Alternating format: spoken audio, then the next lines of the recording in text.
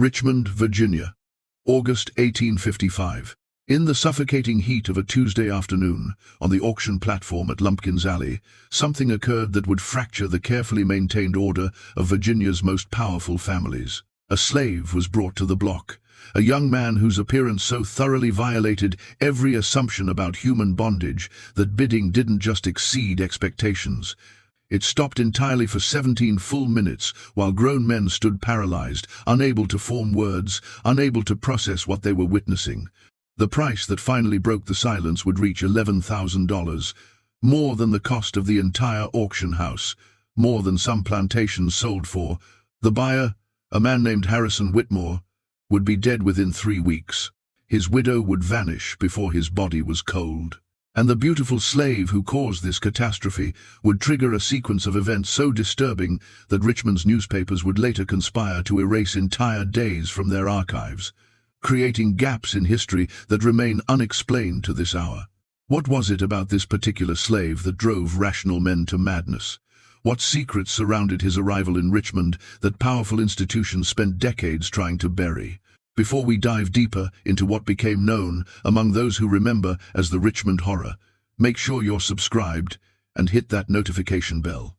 What you're about to hear has been deliberately hidden from history textbooks, and we need your help making sure these buried truths finally see light.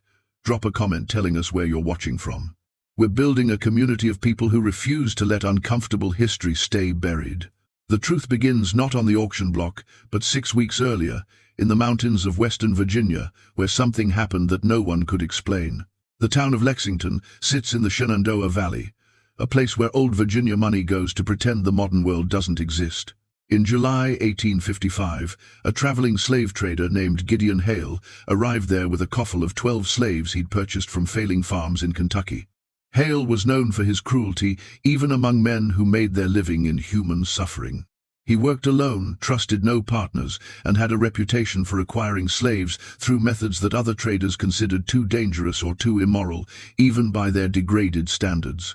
Hale checked into a boarding house on the edge of town, chained his slaves in the stable, and proceeded to drink himself into a stupor at the local tavern. This was his pattern: buy low in Kentucky, sell high in Richmond, drink away the guilt in between. But that night, something changed. A woman appeared at the tavern. No one could later agree on her description. Some remembered her as elderly, others as middle-aged. Some said she wore black silk, others claimed simple homespun. But everyone remembered her eyes. Grey eyes that seemed to see through flesh to the corruption beneath. She sat down across from Gideon Hale and spoke to him for less than 5 minutes. No one heard what was said. But when she left, Hale sat motionless for nearly an hour, sweat pouring down his face despite the evening cool, his hands shaking so violently he couldn't lift his glass. He stumbled back to his boarding house after midnight. The next morning, the stable where he'd chained his coffle stood empty.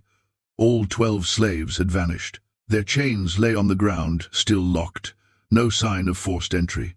No evidence of how they'd escaped, and Gideon Hale was found in his room, conscious but unresponsive, his eyes open but seeing nothing, saliva running down his chin. The town doctor examined him and declared him the victim of some kind of apoplectic fit. His mind was gone. Whatever had happened to him had burned out his ability to speak, to reason, to function as anything more than a breathing body. He was taken to an asylum in Staunton, where he would spend the remaining 4 years of his life sitting in a chair, staring at nothing, occasionally whimpering like a beaten dog.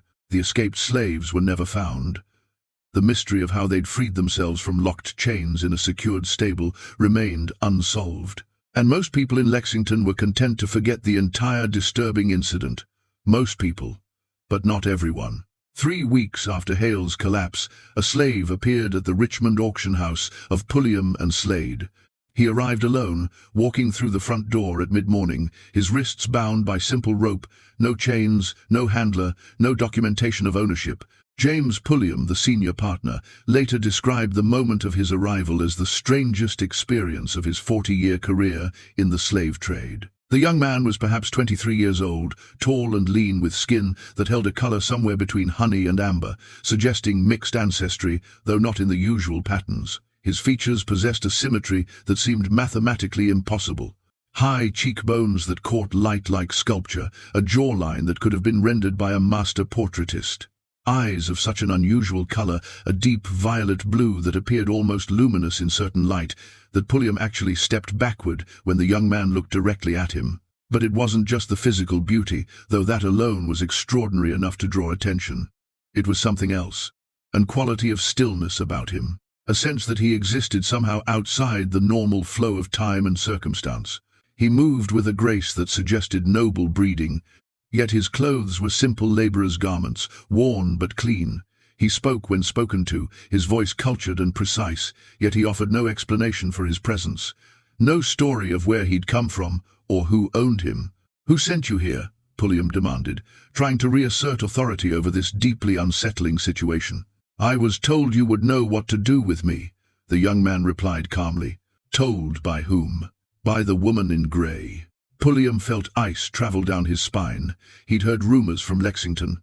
Travelers, passing through Richmond, had spoken of the strange incident with Gideon Hale and the vanished slaves. The woman no one could clearly describe, and now this beautiful creature stood in his auction house claiming she'd sent him. "What's your name?" Pulliam asked, his voice barely steady. "My name is Josiah. Do you have papers? Documentation of ownership? A bill of sale?" Josiah smiled, and the expression carried such sadness that Pulliam felt ashamed without understanding why. "No papers, no ownership, nothing but what you see before you. Then you're a runaway. I should hand you over to the authorities. You could do that. But you won't, because you've already calculated my value, Mr. Pulliam. You've already imagined the price I would bring at auction, and you've already decided that profit outweighs legality." The accuracy of this assessment struck Pulliam like a physical blow. It was exactly what he'd been thinking. A slave of such extraordinary appearance, offered without documentation or traceable ownership, represented an opportunity unlike anything he'd encountered. If he simply entered Josiah into his next auction with manufactured paperwork, who would question it? Who would look past that face and body to ask uncomfortable questions about providence and legality? "Where would you even go if I released you?" Pulliam asked, more to himself than to Josiah. "A slave without papers is as good as caught. You'd be recaptured within a day. Then it seems we both understand the situation. You profit, I receive food and shelter, and we avoid involving authorities who might ask questions neither of us want to answer." And so Pulliam made his devil's bargain. He created false documentation claiming Josiah had been sold to him by a Kentucky farmer, forged a bill of sale with a practiced hand, and entered him into the upcoming auction scheduled for August 14th. He told his business partner, Samuel Slade, only that he'd acquired an exceptional piece of property that would bring unprecedented prices. He told no one about the mysterious circumstances of Josiah's arrival or the deeply unsettling conversation they'd shared. But word spread anyway. Word always spreads in Richmond when something extraordinary appears. Within days, whispers circulated through the city's elite circles. A slave of impossible beauty. A young man who looked like something from mythology rather than mundane reality. A once-in-a-lifetime acquisition for whoever had the means and the will to possess him. The Whitmore family heard these whispers at exactly the wrong moment in their declining fortunes. Harrison Whitmore had inherited his father's tobacco plantation 5 years earlier, with grand ambitions of expansion and modernization. Instead, he'd presided over steady decline, poor crop yields, bad investments in railroad stock, mounting debts to Richmond banks. His wife, Catherine, came from old Virginia money, but her family's wealth was tied up in land and reputation rather than liquid capital. The Whitmores maintained appearances through increasingly desperate measures, hosting lavish parties they couldn't afford, purchasing luxuries on credit, always one step ahead of creditors. Harrison's younger brother, Thomas, watched this decline with growing alarm. Thomas had none of Harrison's grand ambitions or Catherine's social pretensions. He managed the plantation's daily operations while his brother played gentleman farmer in Richmond. He understood exactly how close they were to complete financial collapse, and he'd been arguing for months that they needed to sell assets, reduce expenses, admit their limitations before disaster became unavoidable. But Harrison wouldn't listen. Harrison believed in appearances, in the power of reputation to overcome material reality. And when he heard about the extraordinary slave being offered at Pulliam and Slade, he saw opportunity rather than risk. A slave, of such remarkable appearance would be the ultimate status symbol, proof that the Whitmore family still commanded resources, still deserved their place among Virginia's elite. The price didn't matter, the cost would be justified by the social advantage he would gain. Thomas tried to reason with him. They didn't have $11,000 to spend on a single slave. They barely had $11,000 period, but Harrison dismissed these concerns. He would find the money. He would borrow from the banks, using the plantation as collateral. He would win the auction and restore the Whitmore name to prominence through sheer audacity. Catherine, for her part, had her own reasons for supporting the purchase. She'd heard different rumors about Josiah, whispers among the women of Richmond society about the slave's unusual qualities, how he seemed to understand things before they were spoken, how his presence in a room changed the atmosphere, made people confess truths they'd intended to keep hidden. Catherine had secrets of her own, secrets that threatened everything she'd built, and she believed, with the magical thinking of desperate people, that possessing this extraordinary slave might somehow protect her from exposure. The other major interest came from the Preston family. Senator Marcus Preston represented Virginia in Washington, a position of enormous power and influence.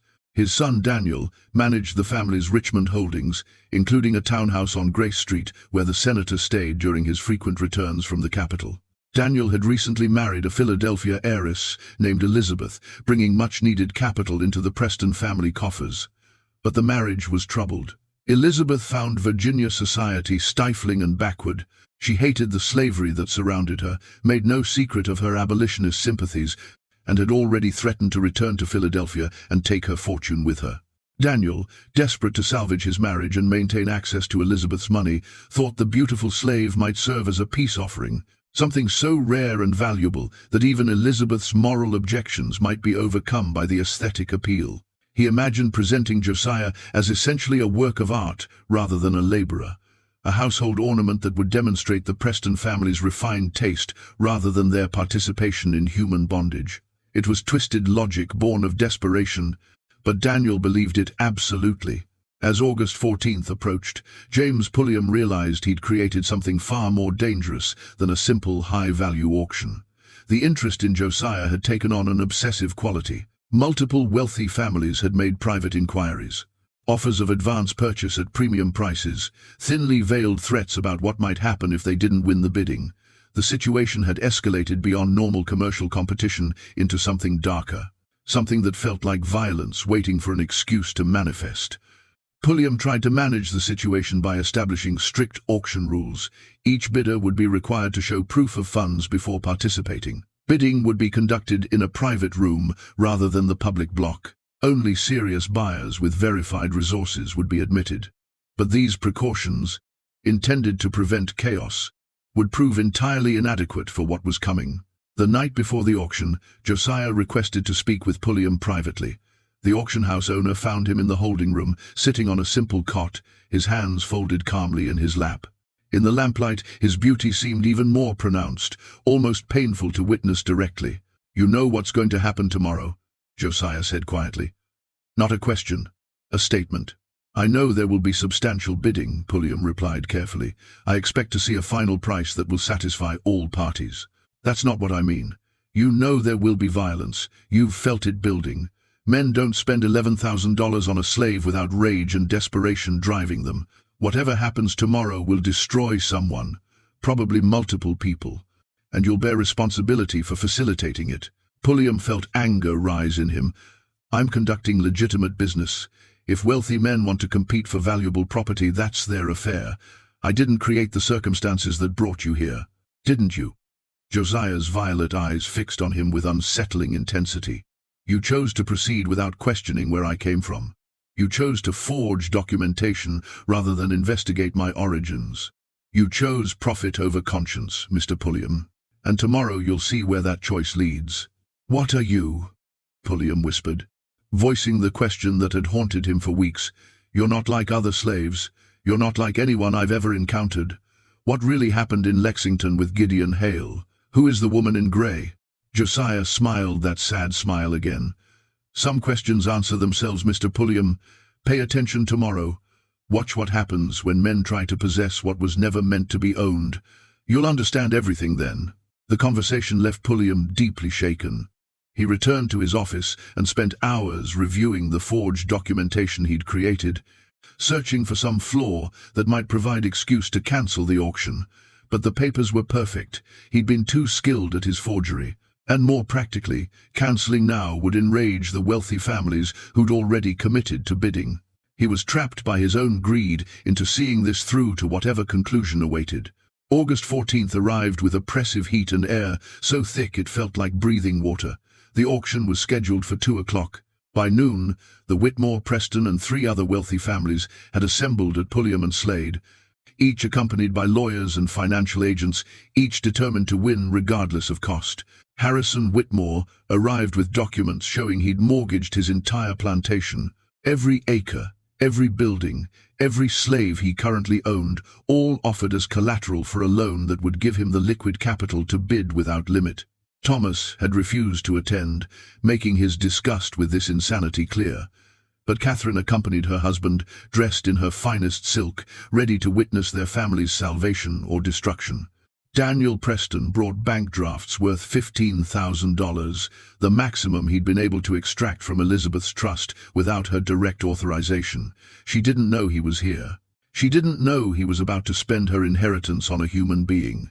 He planned to present Josiah to her as an accomplished fact, believing she would accept it once confronted with the reality.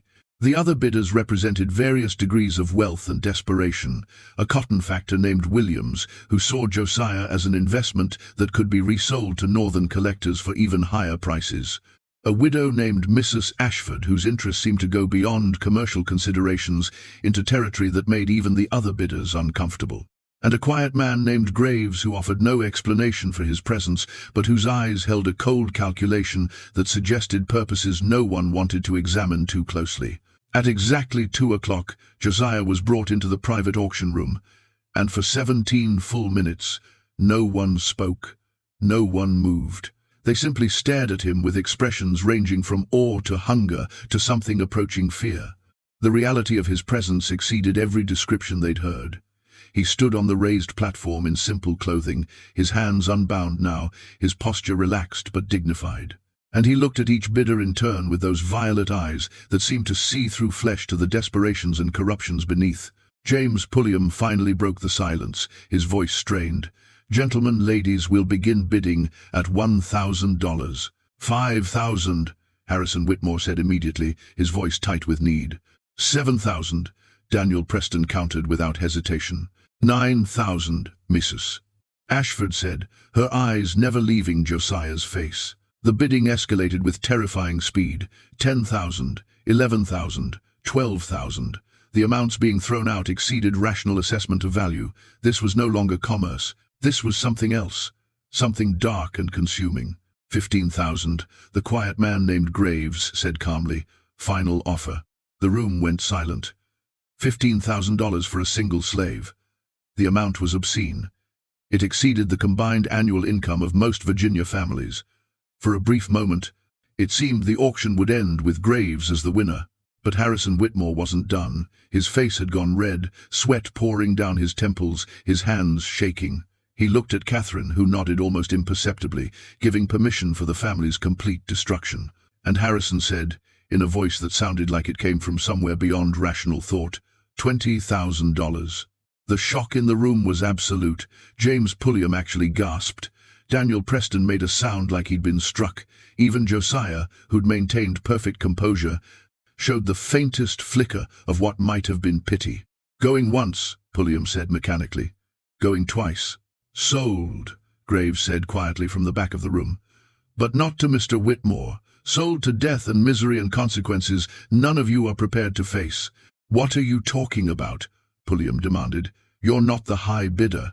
I'm not bidding at all, Mr. Pulliam. I'm simply observing, and what I observe is that this young man was correct. Watch what happens when men try to possess what was never meant to be owned. The lesson is about to begin. And with that cryptic statement, Graves walked out of the auction room, leaving behind a group of people who'd just witnessed something that made no sense. A bidder who'd bid $15,000 only to walk away when beaten. A stranger who'd spoken like he knew secrets about Josiah that no one else understood. An atmosphere of wrongness so thick it was almost visible. But the auction was complete. Harrison Whitmore had won with his insane bid of $20,000. The paperwork was signed with shaking hands. The money transferred through bank drafts that would take weeks to fully clear, but were accepted on the Whitmore family's name and collateral. And Josiah became, at least on paper, the legal property of a man who'd just destroyed himself to possess him. What Harrison Whitmore didn't know, what none of them knew yet, was that the auction was not the end of this story. It was barely the beginning. And the terrible education Graves had mentioned was about to commence in ways that would haunt Richmond for decades. Harrison Whitmore brought Josiah to the family estate that same evening, riding in a closed carriage as if transporting something too precious or too dangerous to expose to public view. The plantation house stood 7 miles outside Richmond, a columned mansion that had represented Whitmore prosperity for 3 generations. Now it represented debt so massive that $20,000 added to existing obligations meant the family owed more than the entire property was worth. Thomas was waiting on the front portico when they arrived. He'd heard about the auction results from a messenger who'd ridden ahead.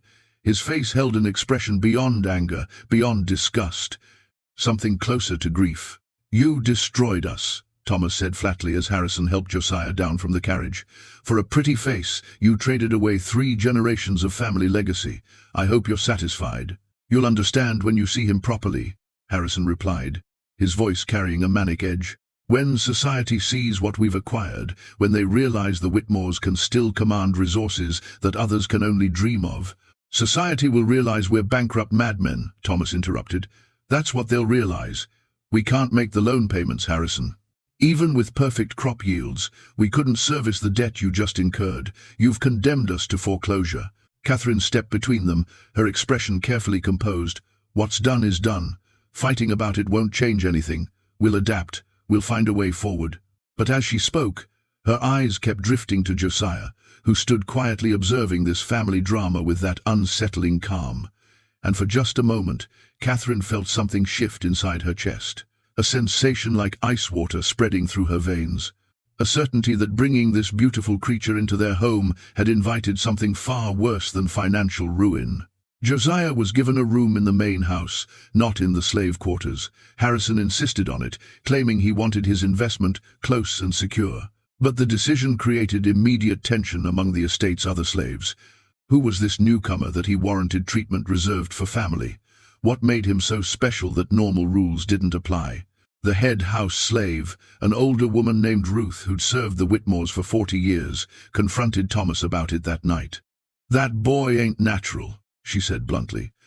"I seen him for just a minute when they brought him in, and I'm telling you, Mr. Thomas, there's something wrong about him. The way he looks at people, like he can see right through to your soul and find every sin you've tried to hide.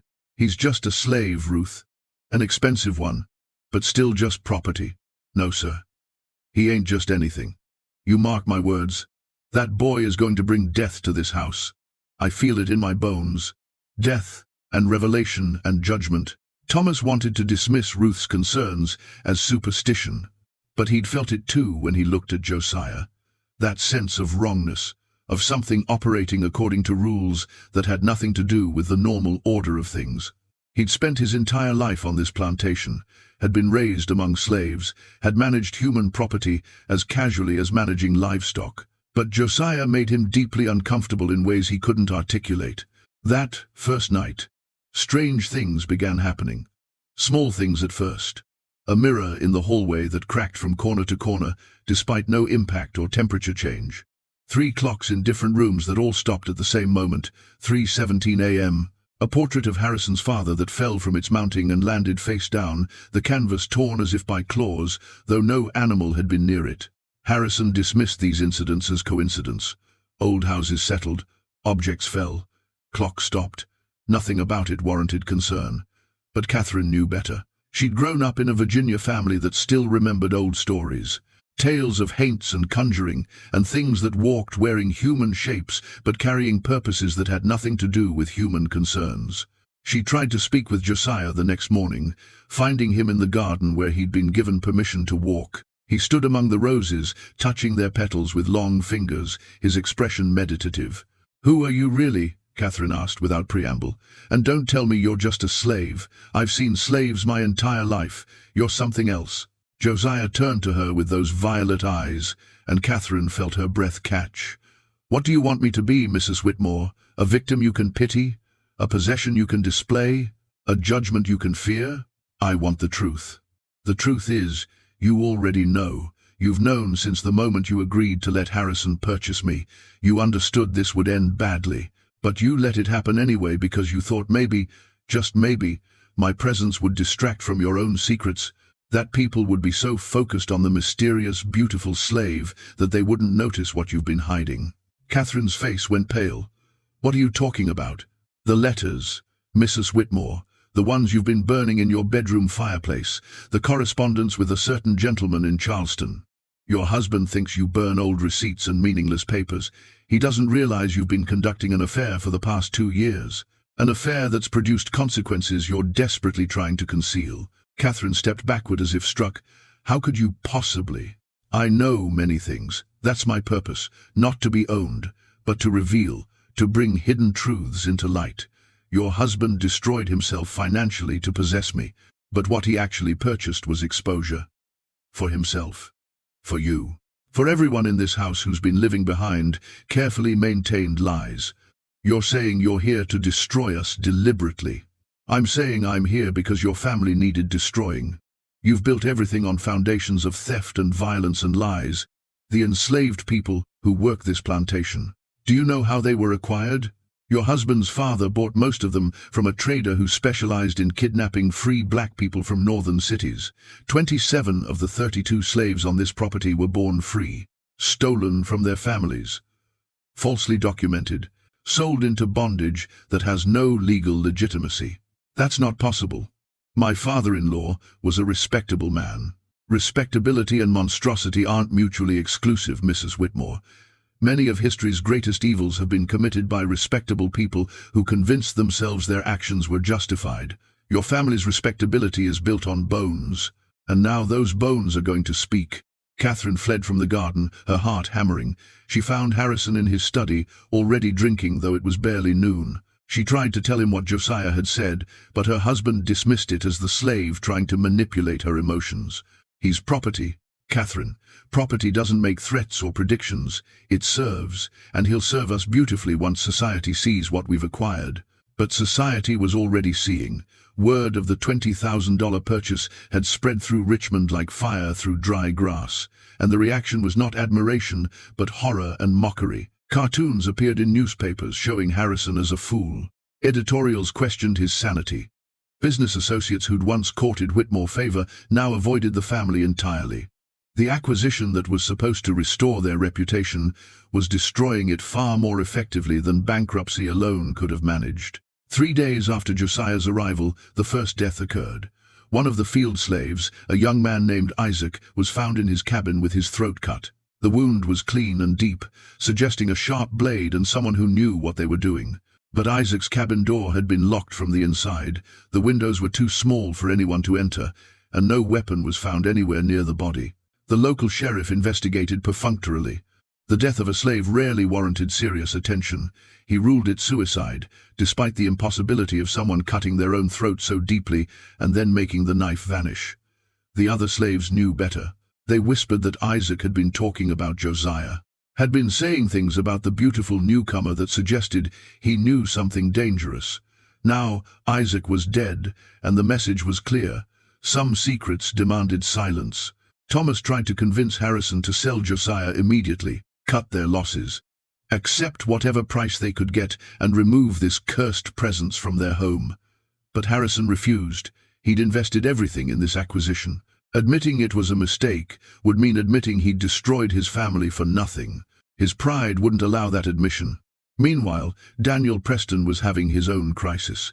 He'd returned home after losing the auction to find his wife Elizabeth waiting with bank statements and trust documents spread across their dining table. She knew what he'd tried to do. Knew he'd attempted to spend her inheritance on a slave without her permission. Her fury was incandescent. "You disgust me," she said, her voice shaking. "I knew you participated in this evil system. I knew you owned human beings. But I thought you at least had limits. I thought there was some line you wouldn't cross. Apparently I was wrong." "It would have been a gift," Daniel stammered. Something beautiful for our home.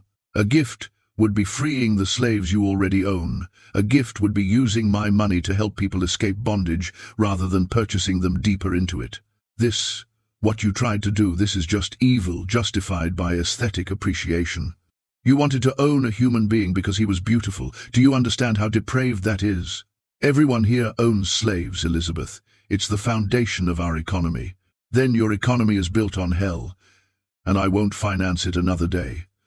I'm leaving, Daniel. I'm returning to Philadelphia, and I'm taking every penny of my money with me. You can tell your family that their access to the Philadelphia capital is terminated permanently. She left that night, taking documents that would effectively bankrupt the Preston family's Richmond operations. Daniel, desperate and humiliated, blamed Harrison Whitmore for creating the auction that had exposed his moral bankruptcy to his wife. He blamed Josiah for being so valuable that he'd been willing to betray his own principles to acquire him, and he began planning revenge against both. But Daniel Preston wasn't the only person in Richmond planning violence. The quiet man from the auction, the one who'd called himself Graves, had not left the city. He'd taken rooms at a modest hotel and begun conducting his own investigation into Josiah's origins and purpose. What he discovered troubled him deeply. Graves was not his real name. He was actually Thomas Crawford, a former slave catcher who'd retired after witnessing something in Mississippi that had broken his faith in his profession. He'd seen a slave revolt put down with such savagery that even he, a man who'd made his living hunting human beings, couldn't stomach it. He'd walked away from the trade and spent the past 3 years trying to atone for his crimes through quiet work, helping runaways reach freedom in the North. But he'd heard about Josiah through his network of contacts, and something about the description had seemed familiar. Too familiar. He'd come to Richmond, not to purchase the slave, but to confirm a suspicion that had been gnawing at him for weeks. And the moment he saw Josiah in person, his suspicion was confirmed. 5 years earlier, Crawford had been hired to track a runaway slave in South Carolina, a young woman who'd escaped from a Charleston plantation. He'd found her after 3 weeks of searching, cornered her in a barn outside Columbia. But before he could restrain her, she'd turned to him with eyes that held a peculiar color, a deep violet blue that seemed to glow in the dim light, and she'd spoken to him. "You've destroyed families," she'd said calmly, "separated mothers from children, returned human beings to torture and death. You've built your life on suffering. How do you sleep at night, Mr. Crawford? How do you live with what you've done?" Her words had struck him like physical blows. He tried to dismiss them as the desperate plea of a caught runaway. But something in her voice, in her eyes, had pierced through his professional detachment to the conscience he'd thought long dead. He'd let her go that night, had falsified his report, claiming she drowned crossing a river, and he'd never taken another slave-catching job. Now he'd seen those same violet eyes in a young man at a Richmond auction, different face, different gender, but unmistakably the same presence, the same unsettling quality of seeing through surface reality to the rot beneath. And Crawford understood that something far stranger than simple slave trading was occurring in Richmond. He began making quiet inquiries about the woman in grey who'd appeared in Lexington before Gideon Hale's collapse, about other incidents across Virginia and the Carolinas where slave traders had suffered mysterious fates, about a pattern of events that suggested someone or something was systematically targeting the infrastructure of human bondage. What he discovered suggested a campaign that had been ongoing for years. Dozens of slave traders dead, insane or mysteriously retired, hundreds of slaves vanished without trace. A ghost moving through the South, leaving chaos in her wake. And always, in the aftermath, reports of a woman in grey. A woman whose description varied, but whose eyes remained constant. Violet blue, seeing everything, judging everything, and finding the guilty wanting. Crawford didn't believe in supernatural explanations. He'd seen too much of human cruelty to think the universe required anything beyond natural evil. But he also couldn't explain what he was observing with purely material reasoning. Something was happening in Richmond. Something that centered on the beautiful slave who should never have been brought to auction. And Crawford feared the resolution would be catastrophic. On the 8th day after Josiah's arrival at the Whitmore estate, Harrison began showing signs of mental deterioration. He stopped sleeping, claiming he heard voices whenever he closed his eyes. Voices speaking in languages he didn't understand, but that filled him with inexplicable dread. He stopped eating, saying food tasted like ash in his mouth. His hands developed a tremor that grew steadily worse until he could barely sign his name. Catherine watched her husband's decline with growing terror. She tried to get Josiah removed from the house, even offered to arrange his sale at a massive loss, but Harrison refused every suggestion. He seemed almost addicted to Josiah's presence, would spend hours sitting in whatever room the slave occupied, just staring at him, occasionally muttering incoherently about beauty and possession and the price of pride. Thomas finally went to Richmond to consult with a doctor who specialized in disorders of the mind. The physician listened to his description of Harrison's symptoms and prescribed laudanum for sleep and bloodletting to balance the humors. But privately he told Thomas something more disturbing. Your brother's condition isn't medical, it's moral. Something is consuming him from the inside, guilt perhaps, or a reckoning with truths he's spent his life avoiding. I've seen this before in men who've committed great evils and suddenly found themselves unable to maintain the psychological barriers that let them function despite their crimes. The mind turns on itself. It's quite fascinating from a medical perspective, but also quite deadly. Most patients in this state don't survive more than a few weeks. What can I do to help him? Remove whatever triggered the crisis. If it was acquiring this slave, then the slave must go, immediately, before the condition becomes irreversible. But when Thomas returned to the estate with this advice, he found Harrison sitting in the drawing room, with Josiah standing behind his chair like a beautiful angel of death. And Harrison, in a moment of terrible clarity, looked at his brother and said, "It's too late, Thomas. I understand that now. I destroyed us for something I could never actually possess. You can't own a person, not really. You can own their labor. You can control their movement. But the essence of them, the thing that makes them human, that remains forever beyond ownership, and trying to possess that essence is what condemns us all." "Harrison, please," Thomas began. "I'm going to die soon," Harrison continued calmly. "I've known it since the auction, since the moment I spoke that obscene price, $20,000 for a human being, as if any amount of money could justify reducing someone to property. I've been living in sin my entire life, Thomas. We all have. And now the bill has come due. That night, at exactly 3:17 a.m., every slave on the Whitmore plantation woke simultaneously from identical nightmares. They dreamed of chains breaking, of auction blocks crumbling to dust, of a woman in grey walking through Virginia leaving freedom in her wake. And they'd heard a voice, impossible to ignore, telling them that liberation was coming, that the system that had ground them down for generations was about to fracture, that they needed only to survive a little longer, and they would see slavery itself begin to die. Ruth, the old house slave, went to Thomas's room and woke him. "Something's happening," she said urgently. "All of us felt it. That boy you brought here, he's not alone. There's something with him. Something that's been growing stronger every day he's been in this house. And tonight it's going to act. You need to get your family out. Now, before it's too late." Thomas wanted to dismiss her warning as superstition, but he'd felt it too, a building pressure in the air, a sense of something massive about to break through the thin surface of normal reality. He went to his brother's room and found it empty, found Catherine's room empty as well, and when he went looking for them, he discovered all three, Harrison, Catherine, and Josiah, standing in the garden in the pre-dawn darkness. Harrison was on his knees, weeping. Catherine stood rigid, her face streaked with tears, and Josiah stood between them like a priest conducting some terrible ceremony. "He's showing us," Catherine said in a hollow voice when Thomas approached. "Everything we've done, every cruelty, every betrayal, every lie, it's all there. We can see it all, and we can't deny it anymore. We can't pretend. We can't hide. The truth is destroying us, and we deserve it. We deserve every moment of this agony." Thomas grabbed Josiah by the arm, intending to drag him away from his family. But the moment his hand made contact, he felt electricity surge through his body.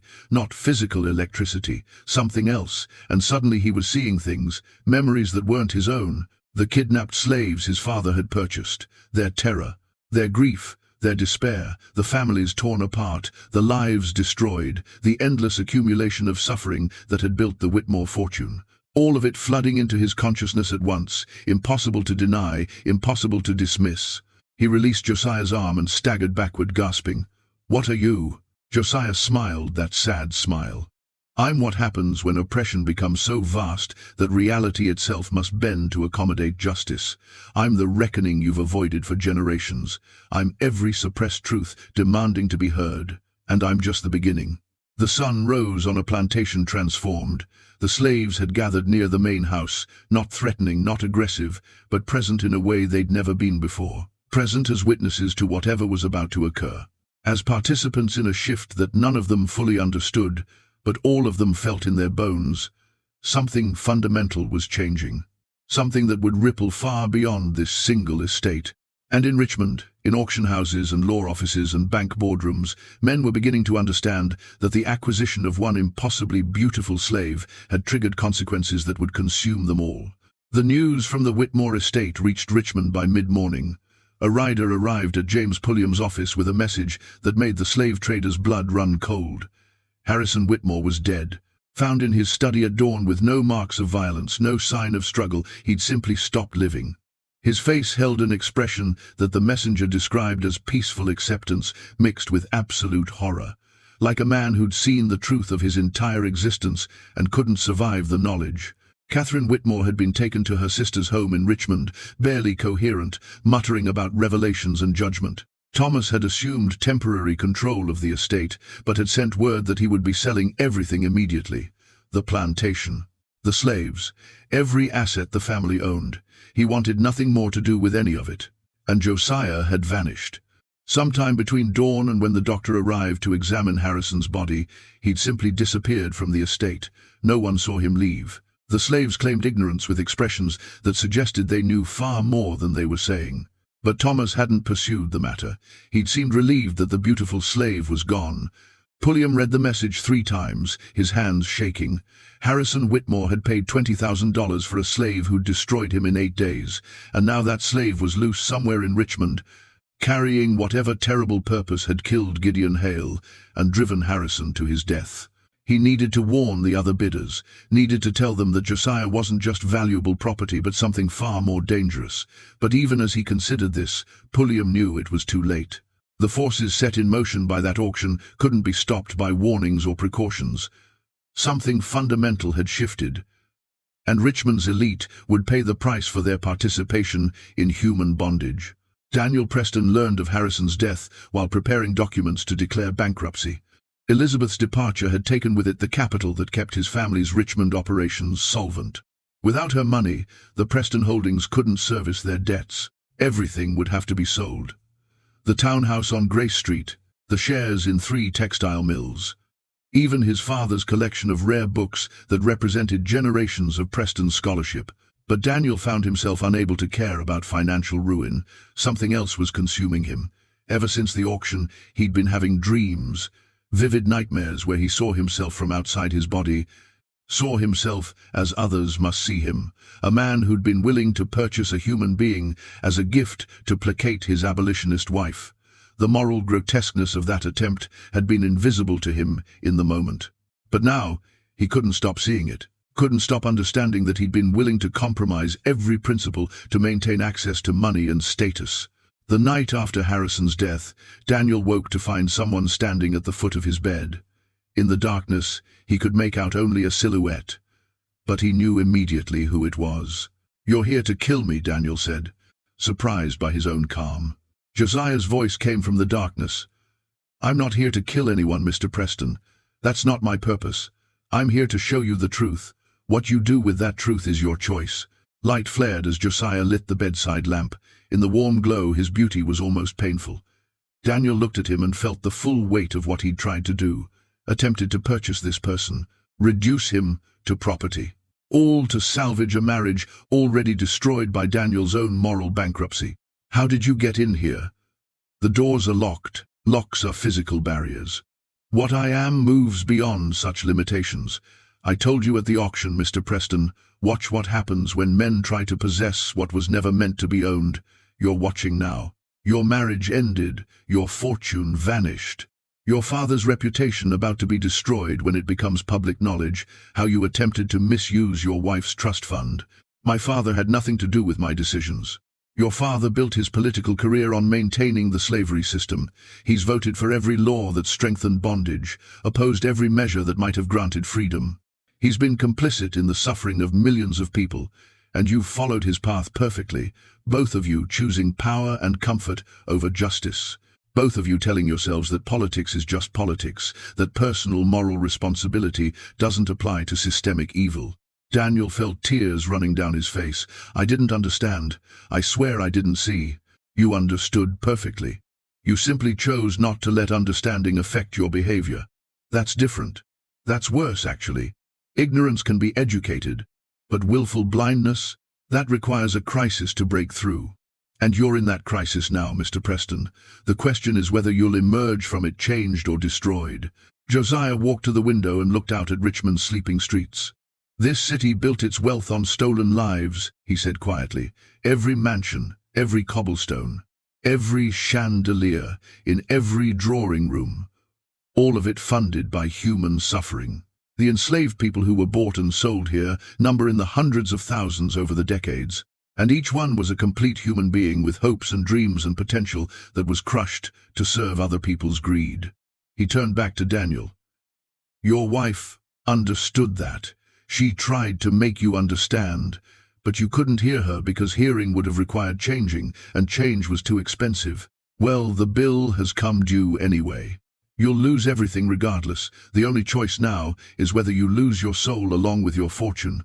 After Josiah left, slipping out of the locked room as impossibly as he'd entered, Daniel sat in bed for hours. His mind churned through memories. Every slave auction he'd attended, every human being he'd casually owned. Every time he'd justified the system because dismantling it would be inconvenient. The weight of it crushed down on him like physical pressure, and he understood exactly why Harrison Whitmore had died. The truth, fully faced, was unbearable. But Daniel chose differently than Harrison. At dawn, he began writing letters to his father, explaining that he would no longer represent the family's interests in Richmond, that he was withdrawing from Virginia society entirely. To his wife, acknowledging everything he'd done wrong and asking not for forgiveness, but simply for her to know he finally understood. And to the newspapers, a detailed confession of his attempted misuse of Elizabeth's trust fund and his participation in the slavery system that he now recognized as evil beyond rationalization. The letters were published 2 days later, creating a scandal that consumed Richmond society. A Preston publicly denouncing slavery was unthinkable. The family's reputation shattered overnight. Senator Marcus Preston suffered a stroke upon reading his son's confession and would never fully recover. The political career he'd built over 3 decades ended in disgrace. But Daniel felt something like peace for the first time in years. He'd lost everything. But in losing everything, he'd found the beginnings of a conscience that wasn't compromised by self-interest. Meanwhile, Thomas Crawford was piecing together information that suggested a pattern far larger than anyone had realized. He'd tracked down records of slave trader deaths across 5 states over 7 years. Each death preceded by reports of a mysterious woman, each death leaving behind freed slaves and destroyed business operations. And in 3 cases, reports of a young person matching Josiah's description appearing briefly before vanishing again. Crawford found a former slave trader in Petersburg who'd survived an encounter with the woman in grey. The man, named Hoskins, had retired from the trade 5 years earlier and now ran a modest dry goods store. He'd refused to discuss what happened for years, but Crawford's persistence finally broke through his silence. "She came to me at night," Hoskins said, his voice barely above a whisper. "I was sleeping in a warehouse full of slaves I'd just purchased, planning to take them to market in Norfolk the next day. I woke to find her standing over me. Grey dress, grey hair, but those eyes, Lord, those eyes. Like looking into every sin you've ever committed reflected back at you." Crawford leaned forward. "What did she do to you?" "She touched my forehead with one finger, just one touch, and I saw everything, every slave I'd ever bought or sold, every family I'd separated, every person who died because of my actions. I saw a mother throwing herself off a ship in the Middle Passage after I'd purchased her in Charleston. I saw a man hang himself in a barn after I'd sold his wife to a different owner. I saw children beaten and starved and worked to death on plantations where I'd delivered them, all of it. Years and years of suffering, and I was responsible for every moment. Hoskins was crying now, tears running down his weathered face. I begged her to kill me, told her I couldn't live with what I'd seen, but she said death was too easy. She said I had to live with the knowledge, had to carry it every day, had to let it change me or let it destroy me. Those were my choices. And the slaves in your warehouse? Gone when I woke the next morning. Every chain unlocked, every door open. They vanished like they'd never existed. And I never traded in human flesh again. I couldn't. Every time I even thought about it, I'd see those visions, feel that weight. I moved here, started over, tried to live a life that wasn't built on suffering. Crawford asked the question that had been haunting him. The young man with violet eyes. Was he with her? Hoskins nodded slowly. He appeared twice. Once in South Carolina when she freed a group of slaves from a holding facility. Once in Georgia when a trader named Morton had an accident that left him paralyzed. Different ages in each sighting. Like he was growing up across these years. But the same presence, the same purpose. Which is what? What's their purpose? Justice, Hoskins said simply. Not revenge. Not random violence. Justice. They target the infrastructure of slavery, the traders, the auction houses, the financial systems that profit from human bondage. They're dismantling it piece by piece. And they're using truth as their weapon, making people see what they've been part of, what they've supported, what they've ignored. Crawford left Petersburg with more questions than answers. If what Hoskins described was accurate, then Josiah and the woman in grey represented something unprecedented. A force moving through the South, specifically targeting slavery's mechanisms. But why Richmond? Why the elaborate auction? Why allow himself to be sold to Harrison Whitmore, only to kill the man days later? The answer came to Crawford in a flash of understanding. Richmond wasn't the target. The auction wasn't about Josiah being sold. It was about gathering Richmond's elite in one room, about making them compete for him, about getting them to reveal the depths of their depravity through their bidding. The auction was a trap designed to expose who would pay the most to own another human being. And everyone who participated had been marked. Crawford began tracking the other bidders. Mrs. Ashford, the widow who'd bid $9,000. She'd suffered a house fire that destroyed half her mansion, but killed no one. The fire had started in her study, where she kept documentation of illegal slave purchases dating back decades. All of it consumed, her wealth largely destroyed. But she survived. Williams, the cotton factor who'd seen Josiah as an investment opportunity. He'd been ruined by a series of mysterious business failures. Ships sinking, warehouses flooding, contracts cancelling for no apparent reason. Within 2 weeks of the auction, he'd gone from wealthy to bankrupt. And the quiet man, Graves, who Crawford now knew, had been speaking the truth at the auction, sold to death and misery. Graves had been warning them, had understood what they were too blind to see. Crawford needed to find Josiah, not to capture him, but to understand the full scope of what was happening. Because if this pattern continued, if every person complicit in slavery became a target for these impossible reckonings, then the entire South was about to experience a crisis that would make political tensions look trivial by comparison. He found Josiah in the last place he expected, at the African church on Broad Street, sitting in a back pew during evening services. Crawford slipped into the pew beside him, and Josiah turned to him with those unsettling violet eyes. "Mr. Crawford, I wondered when you'd find me. I need to understand what's happening here, what you are, what your purpose is. I'm a catalyst, an instrument of truth. The woman you've been investigating, she's been working for years to undermine slavery from within, freeing individuals, destroying traders. But she understood that individual actions weren't enough. The system is too vast, too entrenched, so she needed something bigger, a demonstration that would shake the foundations of slaveholder society. The auction. The auction. Bring together the wealthiest, most powerful men in Richmond. Make them compete to own someone, let them reveal their true nature through their bids, and then show them what they really are. Hold a mirror up to their souls and force them to see the monsters reflected back. Some, like Harrison Whitmore, can't survive that revelation. Others, like Daniel Preston, might find redemption, but all of them are changed. And change ripples outward. You're trying to end slavery through individual conversions? Josiah shook his head. I'm trying to plant seeds of doubt. to crack the certainty that lets good people participate in evil systems. Slavery won't end because of what I do. It will end because of economic forces and political movements and eventually war. But when those forces arrive, will this region be ready? Will the people here be capable of imagining a different world? That depends on whether enough of them have been forced to see the truth of what they've been part of. Crawford was silent for a long moment. Then he said, "People are going to come looking for you. Dangerous people, people who understand you're a threat to their entire way of life. Let them come. The more they react, the more they reveal. Every act of violence against me proves my point about the system they're defending. Every attempt to recapture me demonstrates the cruelty they're willing to employ. I'm not afraid of them, Mr. Crawford. They should be afraid of the truth." That night, 5 of Richmond's leading citizens met in secret at the home of Charles Pembroke, a judge who'd presided over numerous cases enforcing fugitive slave laws. They'd all heard about Harrison Whitmore's death. All understood that something unprecedented was happening, and all recognized that Josiah represented an existential threat to their social order. "We need to eliminate him," Pembroke said bluntly. "I don't care how we do it, but that slave cannot remain at large. He's destabilizing everything." "He's not a normal runaway," another man replied. "Samuel Torrance, owner of Richmond's largest slave auction house. He's organized somehow, connected to something bigger. The woman in gray that people keep mentioning. There's a network here, an abolitionist conspiracy operating right under our noses. Then, we root it out.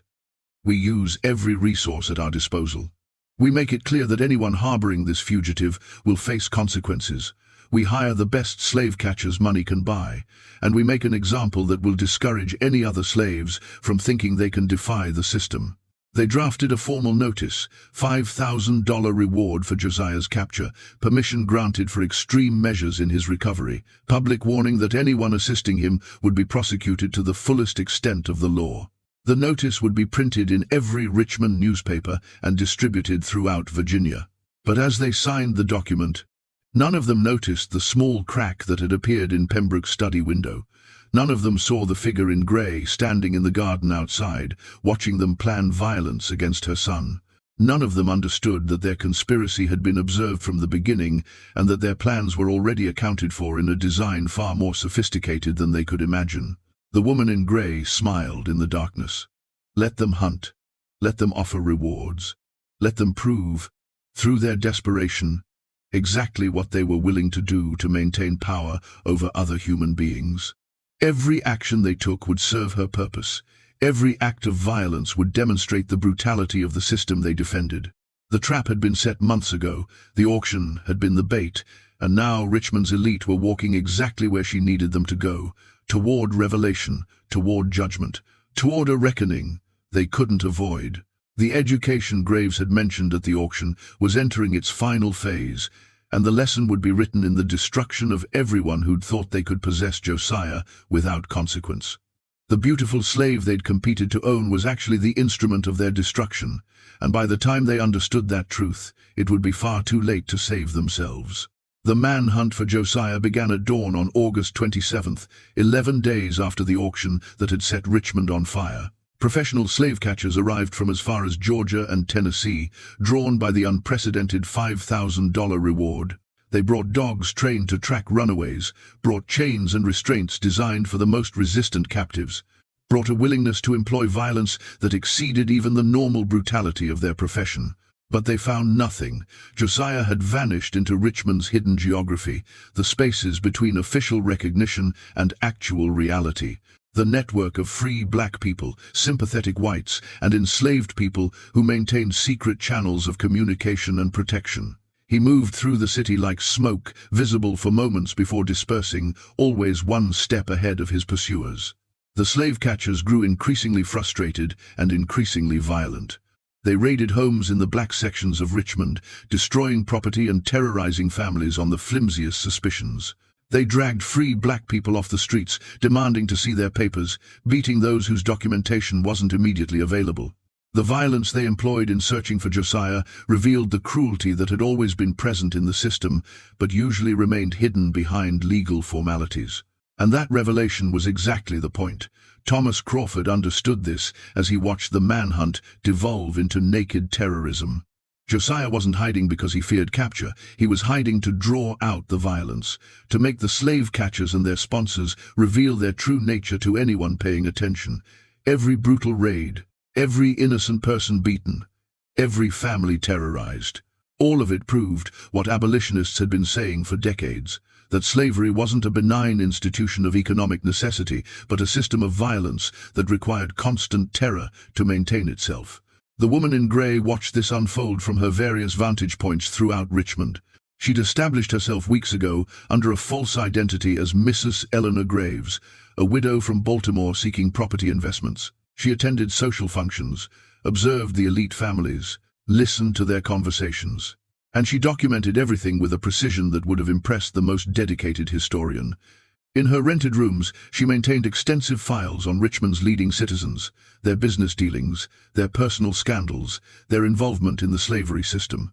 She'd been compiling this information for months, preparing for the moment when it would be deployed with maximum effect. The auction had been phase 1, gathering the targets and making them reveal their willingness to pay obscene amounts for human property. The manhunt was phase 2, making them reveal the violence they would employ to recapture that property. Phase 3 was about to begin, and it would shatter Richmond's social order completely.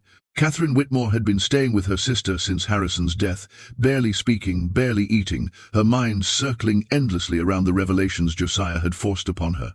The affair she'd been conducting, the pregnancy she'd been hiding, the knowledge that the child she was carrying wasn't her husband's. The secrets that had seemed so important before now felt trivial compared to the larger truth Josiah had shown her. The entire edifice of her life had been built on lies. Her marriage, her social position, her family's wealth, all of it constructed from the suffering of enslaved people her family had purchased, exploited, and discarded without thought. She began writing, not a diary or letters, but a confession.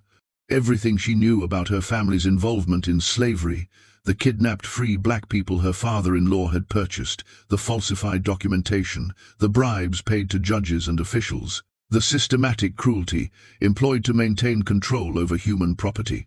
She wrote it all down with the clarity of someone who'd been forced to see truth and could no longer unsee it. When her sister discovered what Catherine was writing, she was horrified. "You can't publish this. You'll destroy what's left of our family's reputation." "Our reputation deserves to be destroyed," Catherine replied calmly. "Everything we are is built on bones. I won't protect that anymore. I won't pretend anymore. If my confession ruins us, then we should be ruined." She sent the document to 3 Richmond newspapers, to abolitionist publications in the North, and to federal authorities in Washington. The confession would reach its various destinations over the following weeks. And when it did, the Whitmore family's crimes would become public knowledge. Other families would face scrutiny. Questions would be asked about how many other respectable households had built their fortunes on illegal trafficking of free black people. The same pattern was repeating across Richmond. Daniel Preston's confession had inspired others. Men and women who'd participated in the slavery system and who'd been living with suppressed guilt found themselves unable to maintain the psychological barriers that had allowed them to function. They began speaking out, writing confessions, abandoning the system they'd once supported. Not everyone, of course. Many of Richmond's elite doubled down on their support for slavery, became more vocal in their defense of it, more aggressive in their attacks on abolitionists. But the cracks in their certainty were showing. The confidence that had once characterized slaveholder society was fracturing. Judge Pembroke led the resistance against what he called the moral hysteria spreading through Richmond. He gave speeches defending slavery as divinely ordained and economically necessary. He published editorials attacking those who'd begun to question the system, and he used his judicial authority to prosecute anyone he suspected of harboring Josiah or assisting his escape. But Pembroke's aggression only made him a more visible target. Thomas Crawford began investigating the judge's history and discovered connections to some of the worst abuses of the slavery system. Pembroke had presided over cases where free black people had been declared slaves based on the flimsiest evidence. He'd enforced fugitive slave laws with a cruelty that exceeded legal requirements. He'd financially profited from his position through bribes and kickbacks from slave traders. Crawford compiled this information and passed it to Mrs. Eleanor Graves, who added it to her growing documentation of Richmond's corruption. The trap was closing around Pembroke and the others who'd tried to organize the manhunt. On September 3rd, exactly 18 days after the auction, Josiah appeared publicly for the first time since Harrison Whitmore's death. He walked into Judge Pembroke's courtroom during a trial where a captured runaway slave was being prosecuted. Josiah sat in the gallery among the spectators and simply watched the proceedings with those violet eyes that seemed to strip away all pretense. The slave on trial, a woman named Sarah who'd escaped from a plantation outside Richmond, stood silently as Pembroke prepared to render judgment. The evidence against her was overwhelming. She'd been caught 10 miles outside the city, clearly attempting to reach the north. The penalty for her escape would be public whipping and sale to a buyer in the deep south, where escape would be nearly impossible. Pembroke was delivering his sentence when he looked up and saw Josiah sitting in the gallery. The judge stopped mid-sentence. His face went pale, his hands began to shake.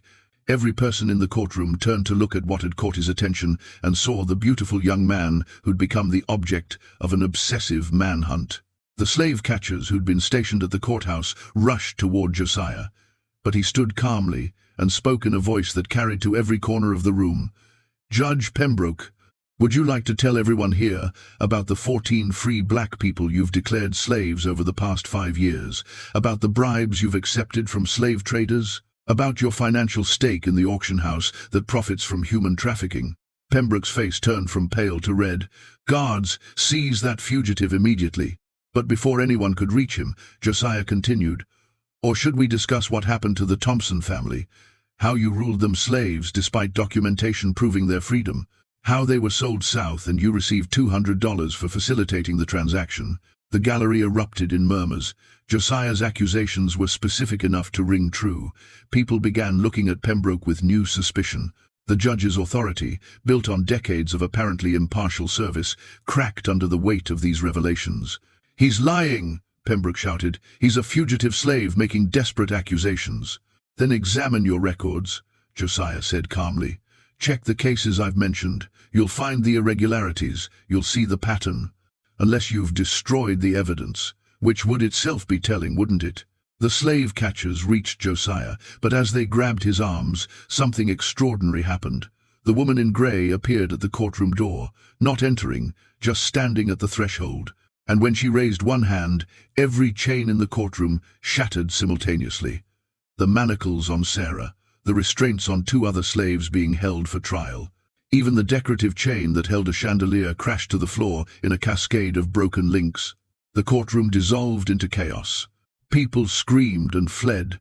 The slave catchers released Josiah and backed away, suddenly terrified of forces they couldn't understand.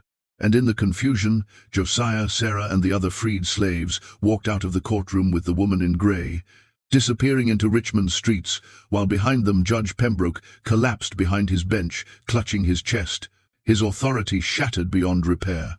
Thomas Crawford witnessed the entire incident from the gallery. He'd been tracking Josiah and had anticipated he might appear at Pembroke's court. But what he'd seen exceeded any natural explanation. Chains didn't simply break simultaneously. That required either coordination beyond anything he'd witnessed, or something that transcended normal physical laws. He followed the group at a distance as they moved through Richmond's streets. They didn't run or hide. They walked openly, and somehow no one stopped them. It was as if people simply didn't see them, or saw them but couldn't quite process what they were witnessing. Crawford recognized this as the same quality Josiah had possessed since the auction. The ability to be present yet somehow outside normal perception. They led him to a warehouse near the James River. Crawford waited outside for several minutes before deciding to enter. Inside, he found not just Josiah and the woman in grey, but dozens of other people, freed slaves from various estates, free black people who'd been helping with the underground network, and several white Richmonders who'd secretly opposed slavery despite the social costs. The woman in grey stood at the center of this group, and when Crawford entered, she turned to him with eyes that held the same violet-blue color as Josiah's, mother and son, clearly. The family resemblance went beyond eye color to something deeper, a shared quality of seeing beyond surface reality to the mechanisms beneath. "Mr. Crawford," she said, her voice gentle but carrying absolute authority. "I'm glad you found us. We've been hoping you would." "Who are you really?" Crawford asked. "What are you?" I'm exactly what I appear to be, a woman who lost her son to slavery and spent 7 years getting him back. But I'm also something more, a catalyst for change, an instrument of truth. Call me Eleanor. That's the name I've chosen for this work. The things I've seen, the chains breaking, Josiah's ability to move through the city unseen, that's not natural. Eleanor smiled. Isn't it? Chains have always been psychological as much as physical, Mr. Crawford. What you saw today was simply the physical manifestation of a truth that's always existed. Slavery is built on illusions. The illusion that some people can own others, the illusion that bondage is natural and permanent, the illusion that the system can't be challenged. Break those illusions, and the physical chains break as well. Crawford wanted to dismiss this as mystical nonsense, but he'd seen too much to maintain comfortable rationality. What happens now? Pembroke will rally every resource against you. Richmond's elite won't forgive what you've done. They'll try to strike back, Eleanor agreed. That's expected. Necessary even, because every act of violence they commit proves our point about the system they're defending. Every persecution demonstrates the cruelty required to maintain slavery. They can't win, Mr. Crawford. They can only reveal themselves. Over the next 2 weeks, Richmond experienced what later historians would call the September Crisis, though contemporary accounts would be heavily censored and manipulated. A wave of slave escapes unlike anything seen before. Dozens of enslaved people simply walking away from their owners, moving through the city in broad daylight, somehow evading capture despite the massive manhunt efforts. Simultaneously, documents began appearing throughout Richmond, posted on walls, left on church steps, distributed through mysterious channels.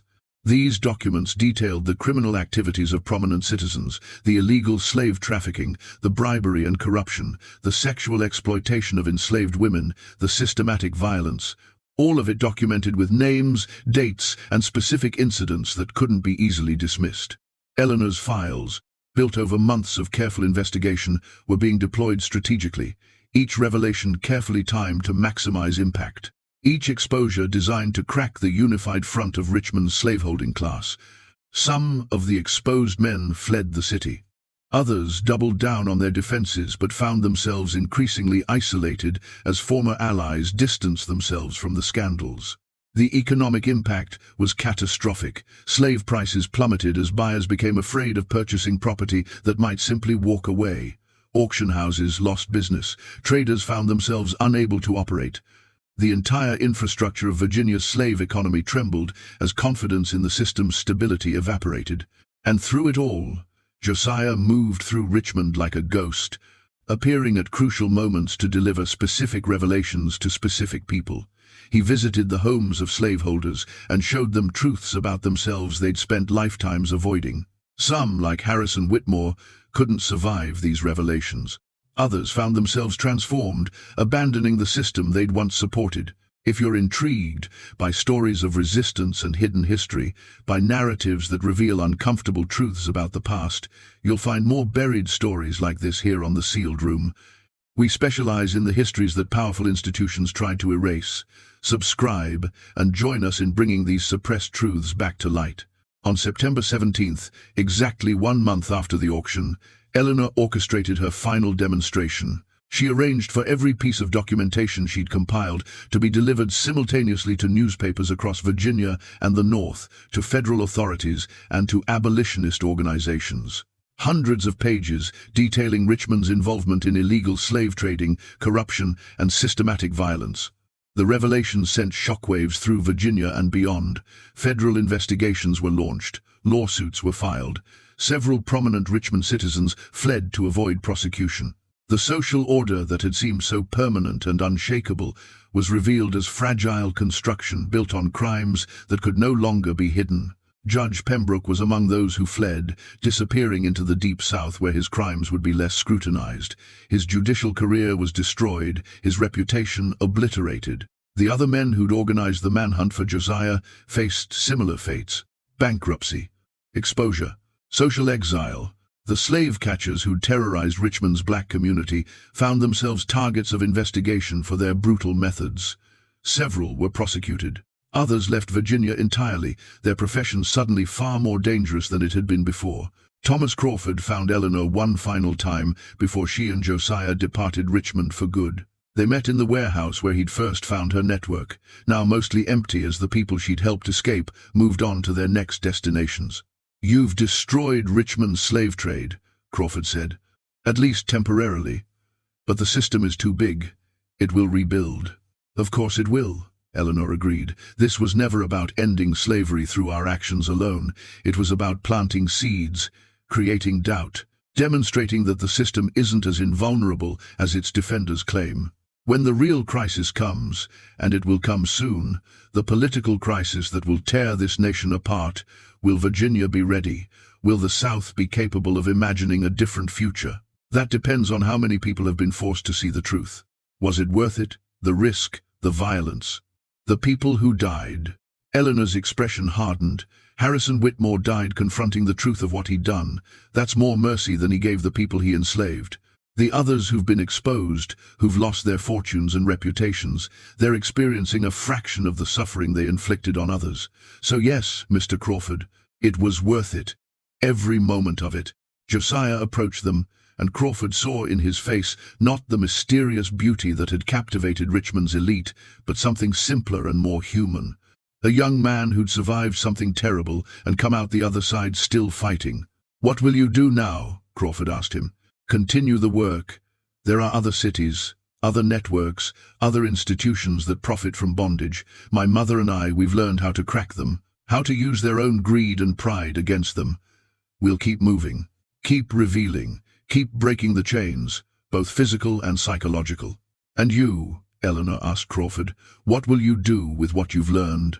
Crawford thought about his past as a slave catcher, about the lives he'd destroyed in pursuit of profit, about the woman with violet eyes in South Carolina who'd changed his path 5 years ago.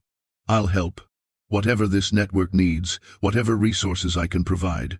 I owe a debt I can never fully repay." Eleanor nodded acceptance. "Then the work continues. For all of us." They departed Richmond separately over the following days, Eleanor and Josiah heading north, then west, their trail deliberately obscured. The freed slaves they'd helped scattering to various destinations, the white allies returning to their normal lives, carrying with them knowledge that would inform their future actions. Thomas Crawford stayed in Richmond, documenting everything that had happened. He compiled his observations into a manuscript he titled The Richmond Horror: How Beauty Became Justice. The manuscript would never be published during his lifetime. Too controversial, too dangerous.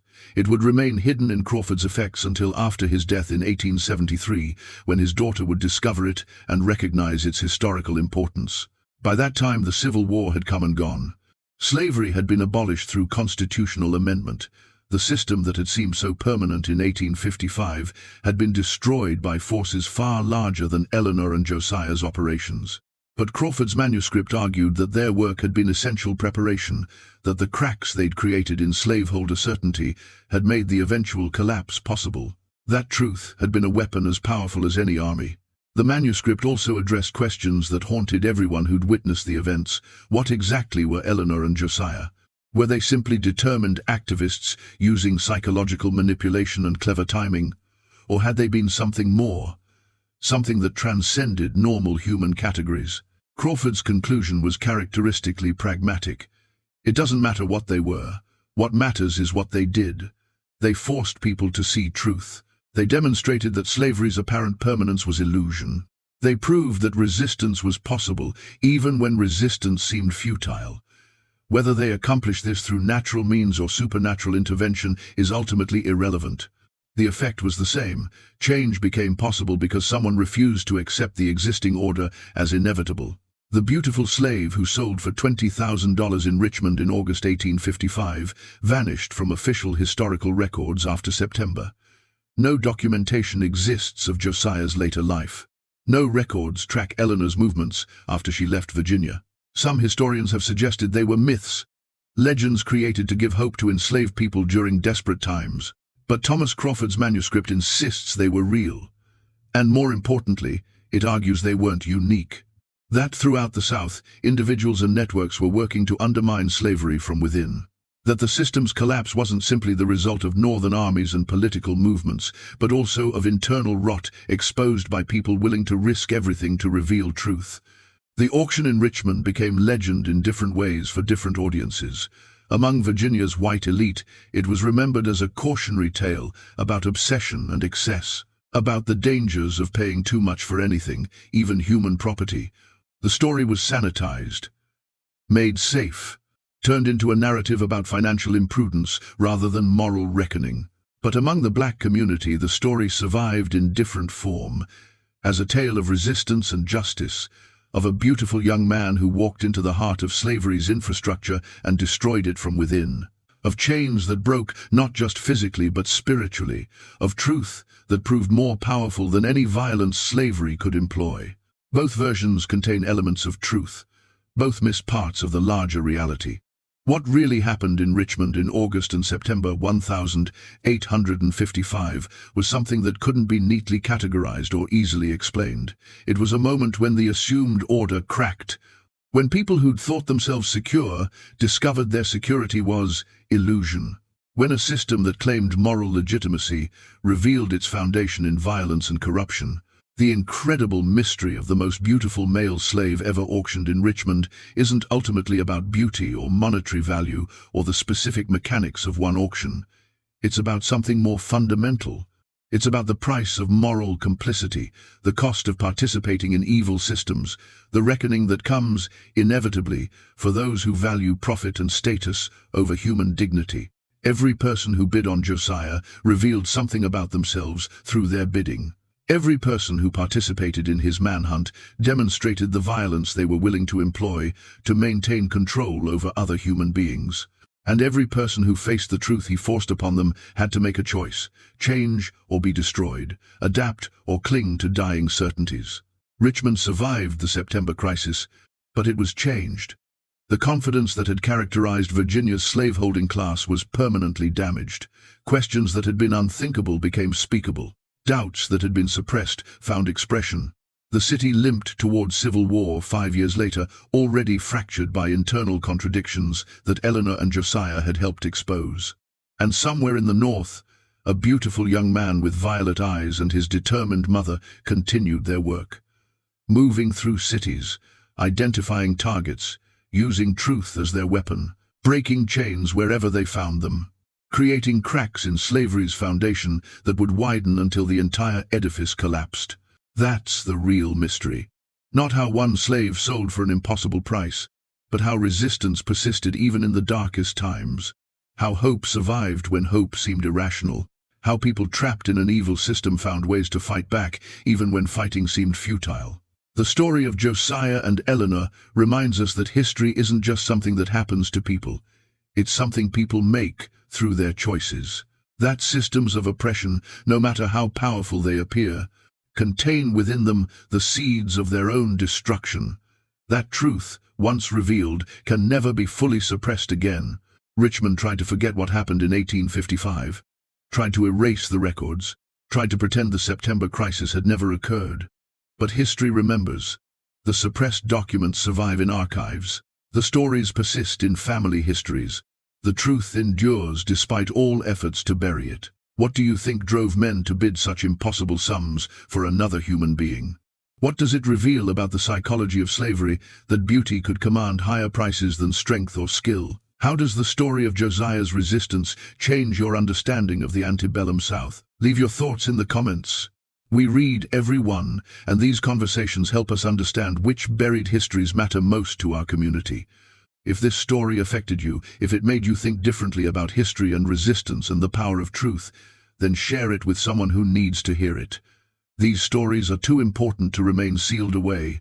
Subscribe to make sure you never miss our deep investigations into the histories that powerful institutions tried to erase. Hit that notification bell because we're just getting started uncovering the uncomfortable truths that explain how we got here. And remember, history isn't just about understanding the past. It's about recognizing patterns that continue into the present. The same dynamics that allowed slavery to flourish, the willingness to value profit over human dignity, the ability to participate in systemic evil while maintaining personal innocence, those dynamics still exist, still shape our world. still demand reckoning. The beautiful slave who destroyed Richmond's elite in 1855 teaches us that resistance is always possible, that truth is always powerful, that systems of oppression, no matter how entrenched, can be challenged by people willing to risk everything for justice. That's a lesson every generation needs to learn, and it's why we keep digging into these buried histories, keep revealing these suppressed truths, keep breaking the sealed rooms where uncomfortable stories have been locked away. Until next time, keep questioning, keep searching, keep refusing to let the past stay buried.